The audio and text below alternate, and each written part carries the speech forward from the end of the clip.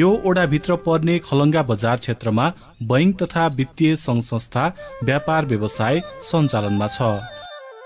मल्लरानीको काखमा रहेको यस ओडामा खलङ्गा बजार, पाण्डे डाँडा, बुढाचौर, कसैरी, सारीबाङ, लाम्बेला लगायतका बस्ती अवस्थित छन्।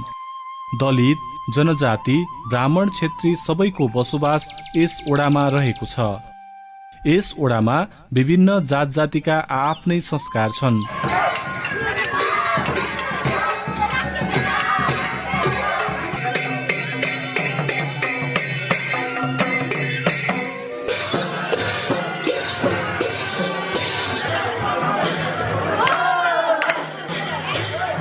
मल्लरानी गाउँपालिका 4 मा नेवार, गुरुङ, मगर, ब्राह्मण, क्षेत्री, दलित लगायतका जात जातिको मुख्य बसोबास रहेको छ। यहाँको नेवार समुदायमा लाखे, नागा नगेनी जस्ता नाच प्रचलनमा रहेको छ।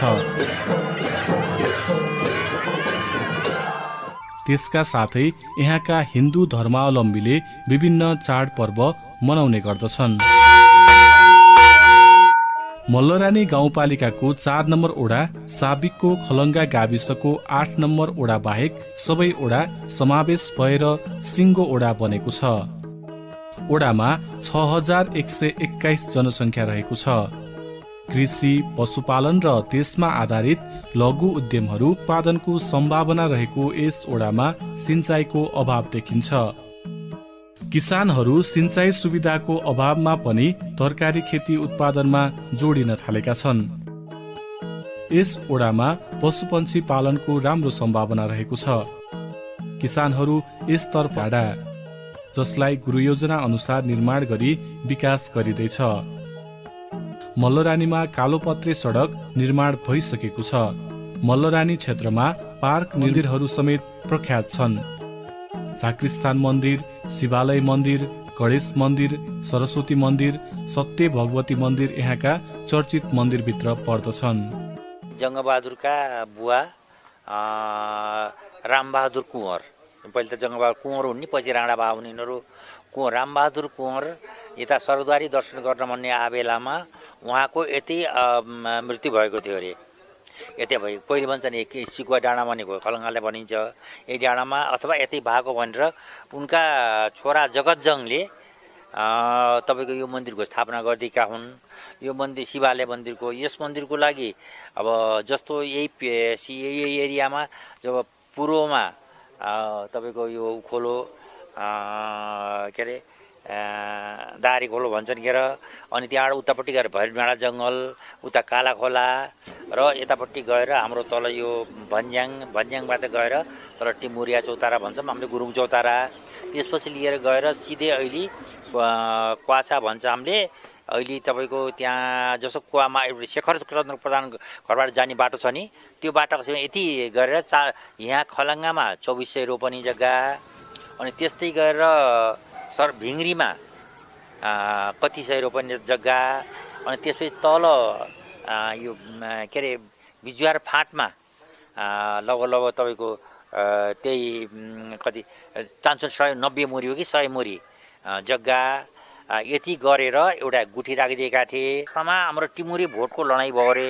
टिमुरी भोटको लडाइँ गर्दाखेरि यहाँबाट तारादाल कम्पनी लड्न गयो होइन। गइसकेपछि त्यहाँ भोटेसँग विजय गर्यो। जहाँसँग टिमुरे भोट भनेको लाग्छ मलाई अहिले के लाग्छ भने टिमुरे त भन्दो रहेछन् रसुवागढी नाकामा के, जहाँ उसको जङ्गबहादुरको भाइ मरेका थिए। अनि त्यहाँबाट त्यो निशान उनीहरूले लिइसकेपछि निशानले एउटा के भन्नु अरे भनेपछि मलाई खोलो नतराउनु र डाँडी लैजानु भने उनीहरूले उतापट्टि गएर त्यो टिमुरे भोट भन्ने यतापट्टि कृष्ण गण्डीले काटिछन्, उतापट्टि यतापट्टि गएर झिब्रुले काटे हुनाले यो आएर आर्मीको अहिले जो अहिले आर्मीभित्र छ निशान भगवती भन्ने देवीको मन्दिर हो। र यस्तै अब सरस्वती मन्दिर पनि त्यो पछि कसले कुन भक्तहरूले स्थापना गरे त्यति मलाई अब याद भएन। अनि त्यस्तै अब यो कृष्ण मन्दिर छ, कृष्ण मन्दिर केही भएको छैन हाम्रो मेडिकल कृष्ण दाईको सक्रियतामा धेरै वर्ष भएको छैन, त्यो त 15, 20, 25 वर्ष 30 वर्ष जति भयो होला त्यसरी पनि थापना भएको।